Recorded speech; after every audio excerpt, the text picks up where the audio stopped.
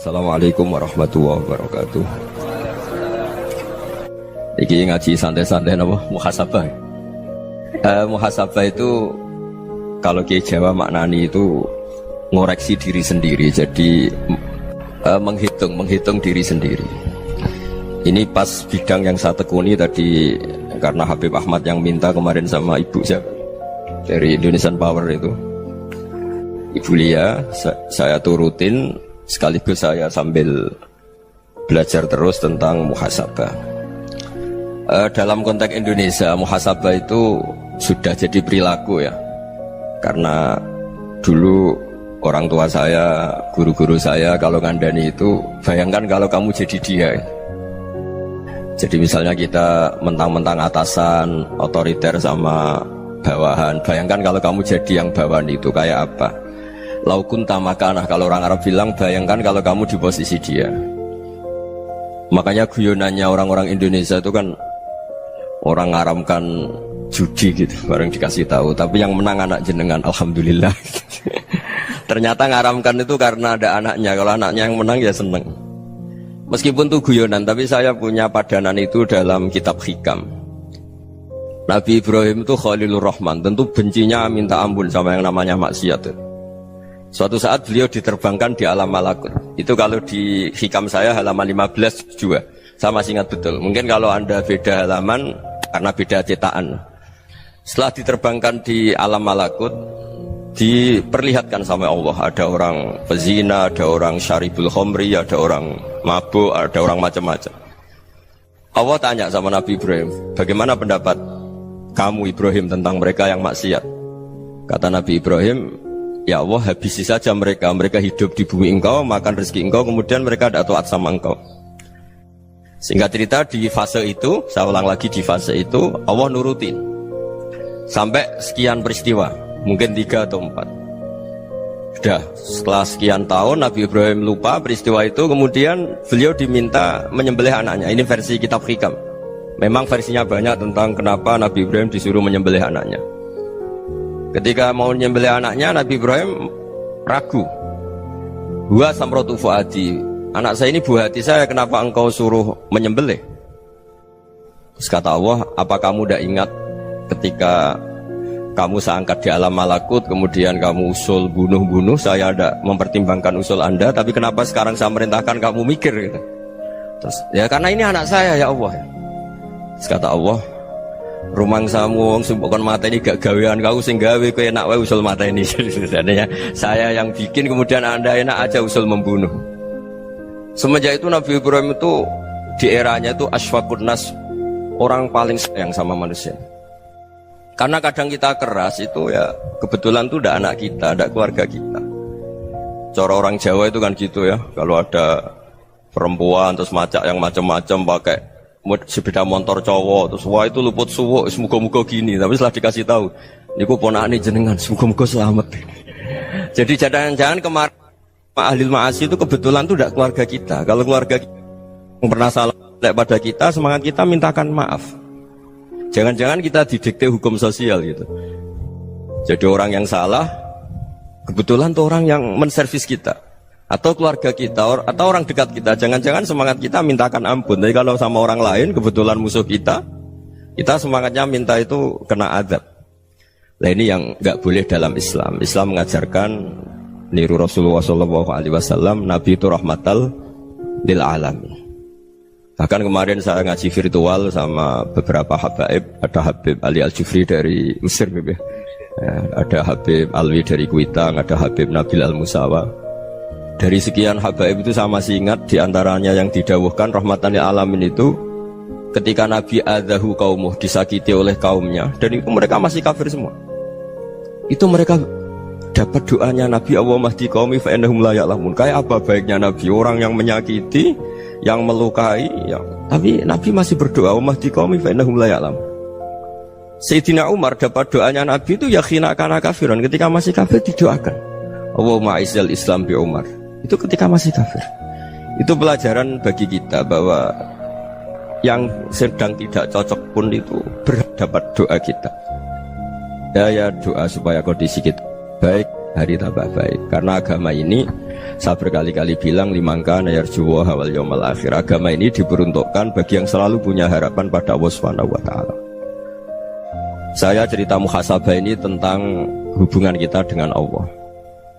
Di Indonesia itu banyak orang fasik, banyak orang nakal. Ya di mana-mana orang nakal itu ya mayoritas, wa aksaruhum fasikun. Tapi berkahnya harapan. Mungkin saya kira nakal sok benda, mungkin saya kira sholat sok ben sholat, mungkin sekarang belum sakhok, belum dermawan, suatu saat dermawan.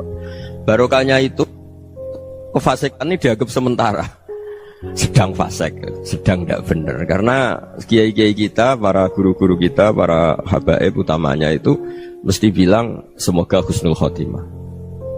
Nah barokahnya doa itu semoga husnul khotimah itu menjadikan satu pola sosial. Yang sedang fasik ini masih diharapkan jadi lebih baik, jadi lebih. Sehingga kita tidak ngambil sikap ekstrim, yang ingin menghabisi atau ingin mengadili, tidak. Karena selalu kita punya harapan. Dan agama ini limangka yarjuwa wal yaumal akhir. Bayangkan itu kalau yang nakal itu anak kamu. Pasti kamu gak ingin kan langsung dapat azab, dapat apa. Padahal kita semua jadi tokoh ini abul kulli, bapak dari semuanya. Sehingga ketika Rasulullah SAW jalan-jalan kemudian melihat perempuan sedang menyalakan api. Kalau apinya mati ditiup, anaknya dijauhkan. Nanti kalau sudah jauh dari api, anaknya digendong lagi. Terus kata Rasulullah, matur ke semua sahabat, ara'aitum anna hadhihi tarihatan waladaha 'alan nar. Apa kamu berpendapat bahwa perempuan ini akan melemparkan anaknya ke neraka? Tidak ya Rasulullah. Tidak akan seorang ibu melemparkan anaknya ke api. Terus kata Rasulullah, Allahu arhamu min hadhihi biwaladiha. Allah lebih rahman, lebih rahim dibanding orang tua ini kepada anaknya. Ini yang harus kita kenalkan terus, kita kampanyakan terus supaya orang hubungannya dengan Allah itu nyaman, asik. Sehingga dengan demikian selalu ada harapan bahwa yang sedang nakal ini suatu saat tobat.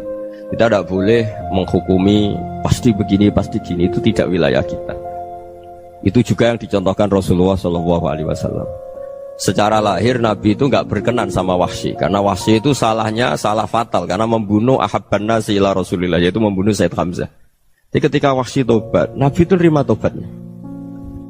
Dan ketika beliau dengan basariyahnya agak siap ketemu Wahsy karena harus ingat Sayyid Hamzah, basariyahnya diturutin. Oke, kamu iman, saya turutin, tapi jangan sering ketemu saya. Karena kalau ketemu kamu, saya masih ingat sama paman saya, Sayyid Hamzah. Kita bisa ngelola seperti itu. Kita tidak cocok sama orang, bagaimanapun mereka umat Rasulullah SAW, kita tetap mencintai mereka. Misalnya kalau beda agama, mereka sama-sama orang Indonesia, kita mencintai mereka atas nama warga Indonesia. Tapi kalau misalnya potongannya ora cocok, beda kultur, bawaannya itu mangkel no coro Jawa, ya bisa diilmoni, jangan ketemu. Wong sudah tidak cocok, ingin ketemu nyari solusi. Roh ini tok seneng itu kan ya repot gitu. Ya sudah kalau nggak pati cocok ya jangan sering ketemu. Dan itu kita bisa memanage seperti itu tuh bisa. Saya berkali-kali cerita tentang Imam Syafi'i. Kalau dikasih tahu ya Imam Abu Abdillah, panggilannya Imam Syafi'i, tetangga anda ini ternyata banyak yang nggak senang anda. Jawabnya beliau senang. Ya bagus kalau nggak senang saya, ndak utang saya katanya. Jadi gara-gara saman seneng aku ngatur aku ini kan. Dan mungkin saman rasa seneng kan ya enak. Jadi hidup itu dianggap happy. Kalau seneng ya teman silaturahim, kalau nggak seneng ya nggak bakal utang gitu. Baru kayak seneng itu nggak ganggu. Gitu. Jadi dulu itu orang bisa ngelola seneng ndak seneng itu bisa. Karena ada kearifan hubungan dengan Allah Subhanahu wa ta'ala. Hidupnya selesai karena masyghul bi dzikrillah, mereka sibuk dengan Allah. Makanya kata ulama-ulama tasawuf, kamu jangan melihat manusia perilakunya, tapi kamu juga harus ingat yang gerakkan semua itu Allah Subhanahu wa ta'ala. Dengan demikian kita farah, kita senang. Makanya Nabi kalau ngutus Anas bin Malik kemudian enggak kesampaian yang diinginkan karena Anas main, ketika garwa-garwani Nabi agak tersinggung, Nabi andaikan Allah menghendaki yang saya inginkan kesampaian, pasti itu kesampaian. Jadi dianggap kegagalan Anas gak manggil yang dituju Nabi itu ya kersane Allah, ya enteng saja. Sayyidina Ali lebih parah lagi yang dialamin. Itu dalam beliau kalau dipanggil itu gak cepet-cepet ke sana. Ketika ditanya, kenapa kamu tak panggil gak cepet ke saya? Amin tu ukubatak. Karena aku tahu engkau orang baik. Orang baik itu pemaaf. Jadi makanya orang-orang soleh dulu itu bodoni itu. Makanya sekarang kalau ada orang bodoni itu mesti bidik orang soleh. Kalau orang-orang soleh itu kakean husnudzon lagi sering dibodonin. Abdul bin Umar itu masyhur itu.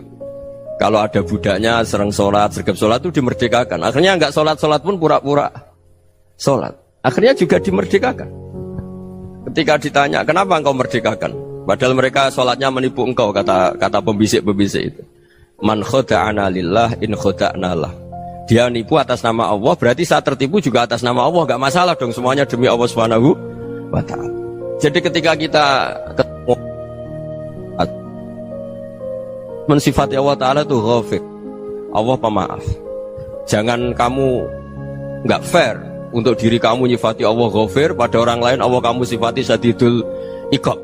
Jadi Allah kamu atur, kayak MC tadi ngatur saya. Jadi Allah itu apa? Kalau pada saya ghafir, kalau pada musuh saya sadidul iqab. Itu nggak fair.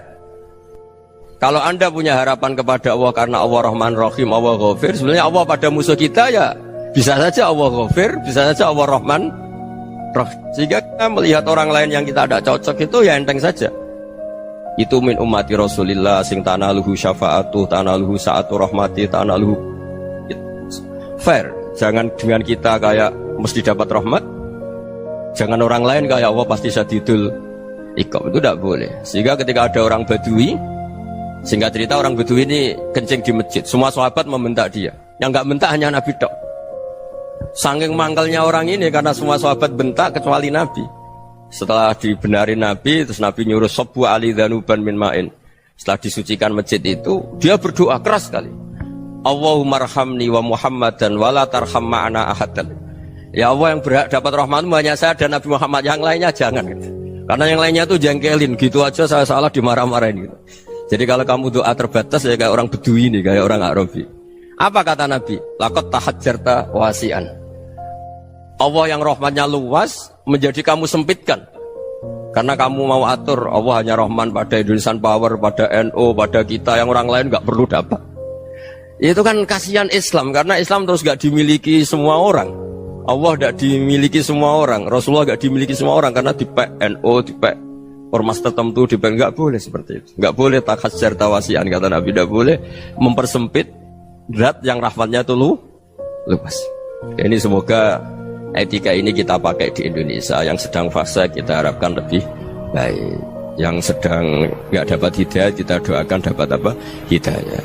Masyhur kan, makanya tadi saya mohon sama Habib Ali supaya Habib Ahmad supaya tetap mahalul qiyam tabaruk sama Habib Ali. Di antara doa-doa di Simtud Duror masyhur itu antuqabilal mudhniba minnah bil ghufran wal musi'ah bil ihsan. Jadi harapannya para habaib, para orang-orang baik dulu ya, semoga yang dosa itu dimaafkan, yang sedang salah dibuka, bikin lebih baik. Nabi itu tugasnya juga gitu. Wastaghfir li dzambika walil mu'minina wal mu'minat. Nabi itu tugasnya juga memintakan ampun yang sedang salah. Nah ini cobalah jadi etika kita, muhasabah kita. Jadi muhasabah itu cara berpikir kita set, kita pikir ulang. Ternyata semangatnya seorang Nabi itu wastaghfir li dzambika walil mu'minun. Semangatnya itu memintakan ampun. Orang ahli tafsir tahu semua kalau Nabi itu tidak mungkin dosa. Jadi itu khitabun lin Nabi wa urida bihi ummatu, itu khitab Nabi, tapi yang dimaksud itu umatnya, karena Nabi tidak akan mengalami dzambun, tidak akan mengalami dosa. Sekarang enggak, kadang-kadang kita ini kalau orang lain salah itu semangat. Kalau di perusahaan ada teman salah, apalagi pimpinan salah itu seneng, barokahnya salah bisa ganti kan gitu. Jadi kalau mungkin di dunia tokoh juga gitu, barokahnya ada tokoh salah, kita yang jadi populer sendiri, tidak boleh seperti itu. Kita harus salimus sodri di jami'il muslimin. Jadi ini harus dilatih. Saya tadi matur sama Habib Ahmad, latihan kita jadi hidup. Nabi itu kalau resep jadi wali itu kata Nabi gampang. Kata Nabi, kalau kamu ingin disenangin Allah, ya sudah. Kalau kamu asbahta wa amseta gini-gini, perasaan kamu, kata Nabi, jangan punya perasaan ghil sama orang muslimin. Itu sudah wadzalika min sunnati. Makanya Nabi ngendikan la yablughni ahadun an ahadin syai'an. Ada yang baca la yuballighni ahadun an ahadin syai'an. Seseorang jangan melaporkan ke saya tentang salahnya yang lain. Fa inni akhruju ilaikum wa ana salimus sadri. Karena saya ingin ketemu sampean semua dalam keadaan salimus sadri, tidak punya perasaan apa-apa. Karena kalau nurutin pembisik, nurutin informasi itu ya repot, karena orang pasti sepihak. Ada kiai yang top datang ke kampung-kampung ning desa-desa, kata yang seneng itu punya akhlak. Wah itu bagus orang besar datang ke kampung-kampung. Kata yang nggak seneng, wah itu jobnya kiai kecil kok diambil, itu kan ya kasihan itu kan sudut pandang. Makanya saya sering bilang, akal kita ini cukup untuk mentasdik Rasulullah SAW. Meskipun perasaan kita kadang orang Jawa itu beda. Saya berkali-kali bilang sama peneliti dari Jogja, kenapa sih Gus para nabi itu kok poligami istrinya banyak? Nabi Dawud katanya itu berapa? Nabi Sulaiman malah jumlahnya agak terbatas ini. Nabi Muhammad itu paling sedikit. Saya tanya gini, perempuan itu orang lemah, jadi kalau nolong orang satu gimana baik, kalau nolong orang dua ya lebih baik, ya sudah kira-kira seperti itu. Paling tidak akal kita masih tahu kalau orang baik itu kan mesti baik, nolong orang satu baik, nolong orang dua ya lebih baik, nolong orang tiga lebih baik. Tapi kalau kamu orang nggak baik, satu saja kamu terlantarin, kamu miskinkan, kamu ya tinggal diukur kan. Kalau orang baik nambah baik, tapi kalau orang buruk tambah buruk. Nah itu akal. Akal kita bisa menganalisis kenapa sih nikah itu ada yang poligami, ada yang enggak. Sudah ukur saja diri kamu.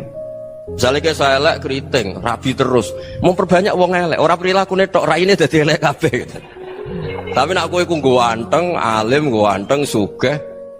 Anake ganteng-ganteng, berhubung kowe saleh ahli swarga kabeh. Mertua yo bangga karena karir kamu meyakinkan. Ini mertua kamu aja gak bangga mau nambah. Ipar gak bangga, mertua gak bangga, desa kamu yang kamu wayai juga gak beda dengan Nabi ketika nikah Juwairiyah itu gak ada pernikahan sebarokah Nabi dengan Juwairiyah itu Azharu Rasulillah. Di situ habis perang banyak tawanan, gara-gara jadi besanya Nabi langsung dibebaskan semua karena Azharu Rasulillah. Sekarang besanya Kanjeng Nabi. Dulu Abu Sufyan mangkalnya bukan main sama Nabi, gara-gara putrinya dinikah terus langsung jadi. Kalau kamu kan enggak, nikah satu, nikah lagi, satu kampung musuh kamu. Karena istri pertama ya cemburu, yang kedua agak bangga. Wah itu selesai itu di dunia wal akhirah. Maksud saya, nganalisis Islam itu harus pakai akal. Dan akal yang dipakai, ini saya bawa ke kitab Ihya, adalah pikiran-pikiran para ulama. Makanya ketika Imam Ghazali ketika ditanya, fakaifa bi muslimin fasikin asawaha fi jami'i amri. Kalau kalian ketemu orang fasik, orang Islam tapi fasik, perilakunya nggak ada yang benar. Kata Imam Ghazali jawabnya lucu, aneh. Ma min muslimin illa wa islamuhu ta'ah. Tidak ada orang Islam kecuali dia mau Islam, membenarkan Allah dan Rasul itu sudah taatnya dia. Kok kamu tidak bisa melihat taatnya dia? Dia pikirannya kan ini pemabuk, ini tukang apa. Tapi kata Imam Ghazali, sebenarnya kamu masih bisa berpikir positif. Ma min muslimin illa wa islamuhu ta'ah. Tidak ada seseorang Islam ketika dia milik Islam itu pasti ada taatnya, yaitu tasdik pada Allah dan tasdik kepada Rasulullah SAW. Jadi dengan pola seperti itu, maka di antara guru-guru kita yang modern ya di era Mbah Maimun, di sini ada Habib Ahmad, Habib Salim, syair yang sering dibaca beliau adalah ada orang munajat sama Allah. Ini cerita munajat. Itu orang itu ngendikan gini, ana muznibun, ana mukhtiun, ana asi, huwa rahimun, huwa ghafirun, huwa afi. Ya Allah, saya mukhti, saya orang yang salah. Ana muznib, saya orang yang dosa. Ana asin, saya sering maksiat. Tapi engkau ya Allah, engkau ghafir, pemaaf. Engkau rahim, maha pengasih. Engkau afin, yang mudah memaafkan. Kata orang ini, ya agak kurang ajar, tapi saking senengnya sama Allah. Qobal tuhunna salasatan bisalasat. Ya gini saja ya Allah, sifat engkau diadu dengan sifat saya. Engkau Tuhan, Gusti, nggak boleh kalah gitu. Terus wasatahliban ausofu ausofi, dan engkau pasti pemenangnya gitu. Jadi ada orang rayu Allah dengan cara seperti itu ya ada ya. Saya ini manusia, salah saya banyak. Engkau ampunannya banyak. Engkau Tuhan, Gusti, nggak boleh ampunan Anda, ampunan engkau kalah dengan salah saya. Nggak boleh Tuhan kok kalah. Jadi untuk supaya orang punya harapan gitu. Banyak juga wali-wali yang jadab ketika datang ke makam Rasulullah SAW. Itu kalau dongo ya agak kacau sebetulnya, cara syariat agak kacau. Ya Allah, engkau punya dua pilihan. Jika engkau menjadikan saya soleh, surah habibuk, yang senang kekasihmu, yaitu Rasulullah SAW. Tapi jika engkau menjadikan saya fasik, surah adubuk, yang senang itu setan. Monggo jenengan mau menyenangkan kekasih jenengan, mau menyenangkan musuh jenengan, monggo jenengan bebas kok memilih. Mestinya Allah ya senang menyenangkan kekasihnya. Jadi ya, intinya Allah dipaksa untuk menjadikan dia orang soleh gitu. Jadi kayak kemarin itu Pak Gus siapa yang kesini itu kuliah kesini itu sama Habib Ahmad. Saya pertama nggak mau, lama-lama Habib Ahmad ini gimana Gus, orang taunya saya dekat jenengan, kalau nggak kasil saya waduh ini kayak doanya wali yang tadi. Nggak punya pilihan, nggak ada pilihan ini. Jadi saya mohon muhasabah itu dimulai cara berpikir. Makanya di sini sebetulnya tag ini supaya dapat barokahnya Ihya. Ini kitab yang disenangi para habaib, para ulama. Sebetulnya tag di muhasabah itu redaksinya gini ya, yang lengkap. Hasibu anfusakum qabla an tuhasabu wa zinuha qabla an tuzanu wa tahayya'u lil ardil akbar. Jadi ada kata wazinu, jadi ukur. Perilaku Anda ini diukur, ditakar. Misalnya kita sebagai suami kan ya punya hal-hal yang kita tidak ideal. Cara wong Jawa mesti pesek. Cara rezeki ya pas-pasan. Dan kita juga kalau makanya agak boleh tanya istri begini, apa saat cinta pertama Anda? Pasti Anda kecewa. Orang jadi istri hanya korban terakhir itu. Sudah. Karena orang kalau ngelamar kemana-mana gak jadi, yang jadi istri itu pasti korban terakhir itu. Jarang istri pilihan pertama, jarang. Ayo semua yang nikah. Rata-rata itu pilihan Anda pertama Pak, dari sekian ditolak di mana-mana terus. Ya perempuan terakhir. Kamu juga korban terakhir gitu. Itu wali-wali dulu kalau ngandani kita itu sederhana. Antal ini masyhur diceritakan Habib Zain bin Semit dalam kitab Al-Manhajus Sawi. Antalam tajid min nafsika kullama turid. Fa kaifa turidu min ghairika kullama turid. Kamu yang ingin ideal saja, kamu tidak menemukan pada diri kamu untuk menjadi ideal. Kamu kan ingin ganteng, ingin punya uang banyak, ingin perilaku Anda sempurna. Anda saja yang punya keinginan tidak bisa mewujudkan keinginan Anda sendiri. Fakaifa turidu min ghairika ma turid. Jadi antalam tajid min nafsika kullama turid. Fakaifa turidu min ghairika kullama turid. Kamu yang punya keinginan saja. Misalnya saya ingin punya uang banyak, perilaku saya selalu benar, gak pernah salah.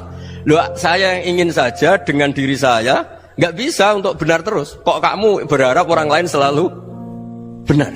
Jadi anta lam tajid, ya sama. Kalau kamu menuntut istri kamu itu ramah, neriman, apa kamu neriman sama wajah istri Anda gitu? Engkau ya pola neng dindi jajaki sana jajaki sini, kamu sendiri tidak tahu apa.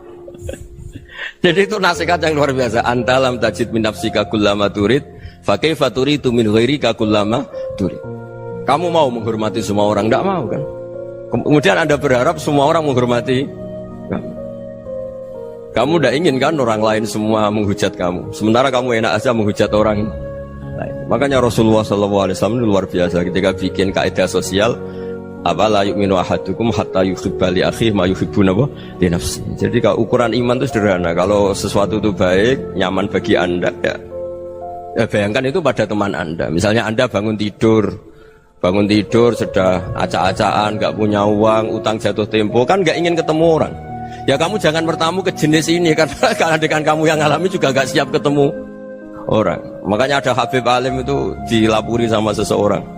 Beb, dulu teman saya itu ketika saya kaya itu sering main ke saya. Setelah saya miskin, mereka tidak main ke saya. Kata Habib itu bagus, sunahul begitu itu bagus. Coba kalau kamu dulu kaya, teman kamu main kan kamu gaya. Di rumah ada makanan, bisa hormat tamu.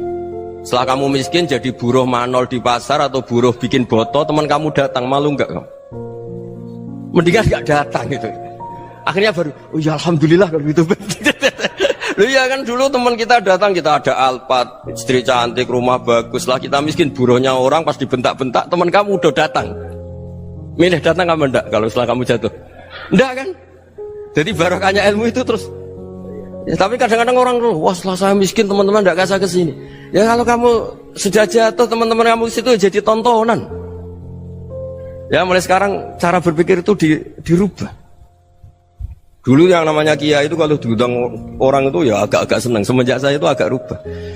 Mengundang kiai, ngatur kiai itu tak haram-haramkan ya ada lumayan lah sekarang itu sudah mulai agak beretika.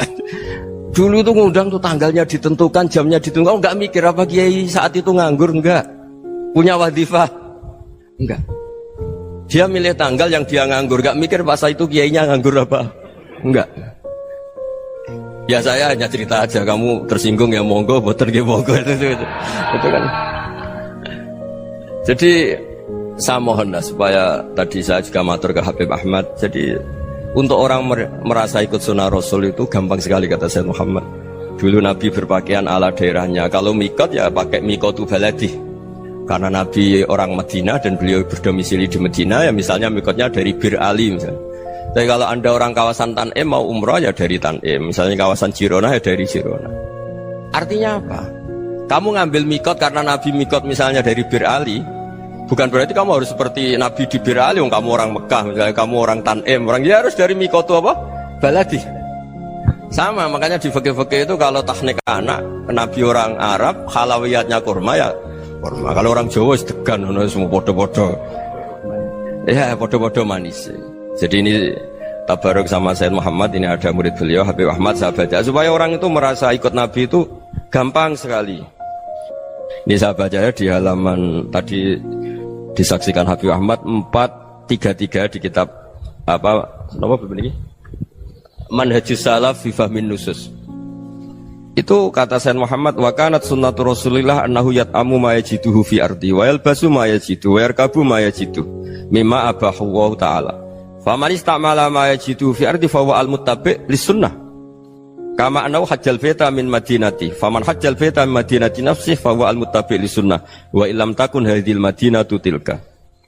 Jadi intinya misalnya Nabi dulu itu ngasih sedekah kepada fakir miskin ya pakai dinar, dirham. Ya kalau orang misalnya sedekah pakai rupiah ya sudah ikut sunnah Nabi. Jangan lu Nabi pakai dinar loh, kamu kok pakai rupiah. Dulu dinarnya Nabi udah ada tulisannya Bank Indonesia, kamu kok ada tulisannya Bank. Ya tidak ada seperti itu. Ya jadi misalnya Nabi sedekah pakai tamar atau pakai al-aqid, ya kita pakai beras, pakai apa? Supaya orang tuh bahwa Rasulullah itu milik kafatal linnas, milik semuanya. Sehingga merasa ikut sunnah Nabi itu ya semuanya. Makanya dulu Mbah Mun kalau motivasi saya supaya bombong, kalau orang Jawa bilang bombong. Wong Jawa mesti ono wong alim. Beliau menyontohkan mas itu Mbah Fadol, Senori, Mbah Ihsan Jambes itu bisa ngarang-ngarang kitab luar biasa. Padahal beliau bukan orang Arab. Imam Sibawai itu orang Persia, Imam Ghazali orang Tus itu juga ikut Persia. Kata Mbah Mun, wong sing ora Arab lah mesti untuk jatah alim kata beliau. Karena Nabi itu diutus kafatal linnas. Nanti kalau orang yang alim itu Arab tok, berarti tidak ada perwakilan dari Afrika, dari Asia Tenggara, dari mana-mana. Makanya karena Nabi statusnya itu kafatal linnas. Jadi kita harus bangga sebagai Muslim, sebagai orang Indonesia karena misalnya Wali Kutub dulu terkenalnya hanya ada di Yaman, di mana. Ternyata pernah ada juga di Indonesia dan seperti Habib Abu Bakar Segaf Gresik.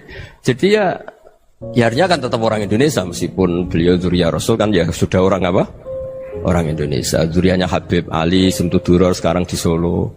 Jadi Indonesia juga dapat alawin banyak dari Sadatin al-Alawin juga banyak. Jadi saya mohon barokahnya ngaji seperti ini. Melihat orang lain tuh gampang, bayangkan tuh kalau anak kamu. Makanya Nabi nanti kalau nggak percaya lihat di Hikam nomor 15 di kitab saya itu. Di situ dijelaskan oleh Hikam, jangan-jangan semangat Anda pada orang yang maksiat, pada orang yang keliru supaya dihukum itu karena kebetulan itu udah anak Anda, itu udah keluarga Anda. Coba kalau itu keluarga Anda. Makanya kalau saya guyonan di Jogja itu ada pembantu mecahkan piring terus dimarahi majikannya, saya mesti guyon gitu, pasti itu pembantunya tidak cantik. Kok bisa Gus? Andai kan cantik dan kamu senang mecahno piring satu, piring 1000 ra iso ngamuk kowe. Ternyata ngamuknya itu karena mecahkan piring apa karena plus tidak cantik? Coba jawab para lelaki ini. Kamu marah sama orang maksiat tuh karena maksiat karena plus itu udah anak Anda. Bayangkan kalau itu anak Anda. Itu hebatnya Rasulullah SAW. Karena kita yang salah pun kadung umatnya, Nabi tetap ngasih fasilitas syafaati li ahlil kabair min ummati. Kayak apa baiknya Nabi? Nggak ikut maksiat tapi ikut fasilitasi ngasih syafaat. Loh kalau li ahlil ibadah kan wajar. Nabi ketika ini syafaati li ahlil kabair min ummati.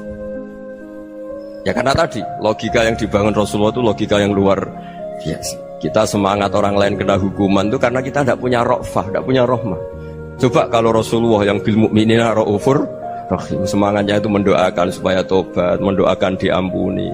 Dan itu juga yang diperintahkan oleh Allah Subhanahu wa taala, wastaghfir li dzambika walil mu'minina wal mu'minat. Ya semoga barokahnya ngaji ini, barokahnya Habib Ahmad, barokahnya Maulid Simtud Duror, barokahnya semua kitab Madaih, Tibak Berjanji semuanya, barokahnya Ikhya, barokahnya Said Muhammad, barokahnya guru kita semua, Mbah Maimun, bapak saya. Kita ini ngikuti manhaj, ya, ngikuti apa? Manhaj. Saya sering didhawuhi Mbah Mun, kenapa ihdinas siratal mustaqim bukan siratoka? Bukan jalan engkau ya Allah, karena Allah itu nggak bisa kamu tiru. Allah itu tidak tidur, tidak makan, tidak kesel, tidak capek. Yang bisa ditiru itu siratal ladzina an'amta alaihim. Yang bisa ditiru manusia ya niru manusia. Karena Allah itu tidak bisa ditiru. Makanya ihdinas siratal mustaqim siratal ladzina. Dan niru siapa? Niru guru-guru kita. Termasuk niru cara pandang. Jadi misalnya ada orang awam di rumah itu hanya delok reng, delok tikus liwat, itu kan kayak nganggur. Ora tahajud malah mendelok reng. Melihatnya jangan gitu. Huwa tarokal ma'asiyah. Dia di rumahnya ndak dugem, ndak kemana-mana. Dia berarti malam itu tarkul ma'asi. Tidak nyopet, tidak garong, tidak ke tempat maksiat. Susahnya apa sih husnudzon? Jadi jangan lihat huwa tarkut tahajud, huwa tarokat tahajud, wa taroka qiyamal lail. Oke ya, namanya orang begitu ya tidak tahajud, tidak qiyamul lail. Tapi susahnya apa sih kamu bilang huwa tarokal ma'asiyah? Dia juga meninggalkan maksiat, dan tarkul maksiat itu ibadah. Supaya orang tuh gampang lah husnudzon sama orang muslim. Ini orang mukmin, orang yang luar biasa. Di mata Allah itu orang yang luar biasa. Kayak tadi Imam Ghazali, kalau saya ketemu orang muslim kemudian dia tidak pernah baik, gimana? Kata Imam Ghazali, ma min muslimin illa wa islamuhu ta'ah. Tidak ada orang Islam ketika dia mentasdihkan Allah dan Rasulullah, berarti dia juga punya taat. Ya ini latihan saja, sing iso nglakoni Habib Ahmad kula namung cerita mawon. Kula cerita secara akademik, saya punya kitab, saya baca, dan alhamdulillah kita paham barokahnya para guru, dan supaya terbiasalah. Sebaik-baiknya ibadah husnudzoni billah wa husnudzoni bil mu'minin. Soal tidak cocok ya diilmoni tadi ya, namanya nggak cocok ya jangan sering ketemu. Seperti Rasulullah SAW, beliau karena sangat mencintai Said Hamzah, ketemu orang yang pernah begitu sama Said Hamzah ya beliau secara basyariah tidak siap. Tapi beliau secara cara bahasa sekarang, secara profesional, kalau beliau seorang nabi dan harus menerima tobatnya siapapun ya diterima. Saya meskipun dengan A, B gak cocok karena dia begini-begini sama saya, tapi saya ingat dia sholat, dia baca sholawat, dia mencintai Rasulullah, ya kita hormat. Ya soal gak cocok ya di manage tadi ya, zurhiban tasdad huban. Kalau gak pati cocok ya jangan sering ketemu, bawaannya enak nanti. Jadi ya semuanya itu diilmoni lah. Makanya ngendikane Ma'ruf Al-Qurhi ada yang baca Al-Kharqi, mangqala fil yaumi salasa marrat wa marham ummata Muhammad kutiba minal abdal. Karena semangat mencintai siapapun satu hari sering baca marham ummata Muhammad wa ma aslih ummata Muhammad wa ma tajawaz an ummati Muhammad, itu mesti kutiba minal abdal. Dia pasti termasuk wali abdal. Maksudnya semangat mencintai ya dilatih lah. Misalnya Indonesia Power atau PLN, andai kan tidak ada PLN tuh kayak apa? Orang nggak bisa ngaji, tidak bisa aktivitas. Ya barokahnya ada PLN, barokahnya jasanya. Kita sadar, tidak semua kebaikan kita ini memenuhi keinginan orang banyak. Gitu. Orang banyak ingin listrik, ingin saluran apa, dan itu kadang yang mewujudkan orang lain atau kelompok lain.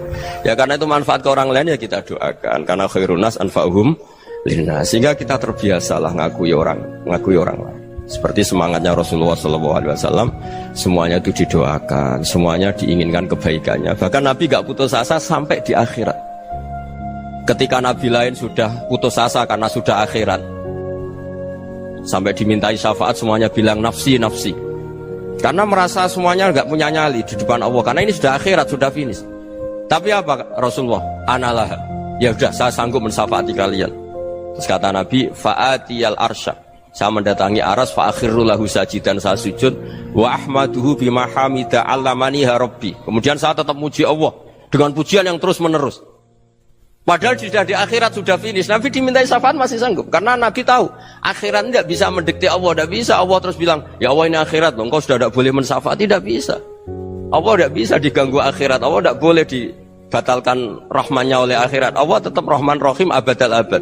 Dan Nabi tahu itu. Makanya kata para ulama, fa Muhammadun ahmadu min ghairihi. Jadi Nabi Muhammad namanya dua, yang terkenal. Sebenarnya banyak yang terkenal dua, Muhammad sama Ahmad. Ketika Nabi punya nyali memuji Allah, di akhir akhirat atau sudah di akhirat itu fa Muhammadun ahmadu min ghairi. Ketika Nabi lain sudah tidak punya nyali muji Allah karena sudah akhirat, Nabi Muhammad tetap berani muji Allah di saat seperti itu. Makanya ahmadu di situ kata ulama itu af'al tafdil, fa Muhammadun ahmadu min ghairi. Kanjeng Nabi lebih memuji Allah di saat yang Nabi lain sudah tidak punya nyali untuk muji Allah di saat itu. Makanya kata Nabi fa akhiru lahu sajidan wa ahmaduhu bima hamida 'allamaniha rabbi. Akhirnya setelah lama gitu terus Allah ngendikan ya Muhammad irfa' ra'sak wasal tu'tah wasfa' tusyaffa. Sudah Muhammad, angkat kepala kamu minta apa saya turutin, dan kalau kamu ingin mensyafaati umatmu saya beri hak napa? Syafaat. Nah, semoga semangat itu juga menjadikan kita munajat bahwa rahmat Allah tidak terbatas, harapan juga tidak terbatas. Mungkin yang sedang nakal ya kita katakan sedang, jangan terus kamu pastikan wah ini mesti suul khotimah, mesti tidak orang baik. Ndak, agama ini liman kana yarju wal yaumal akhir, selalu bagi yang punya harapan. Ya, mugi-mugi dapat barokah semua. Mantu dengan kata wassalamualaikum warahmatullahi wabarakatuh.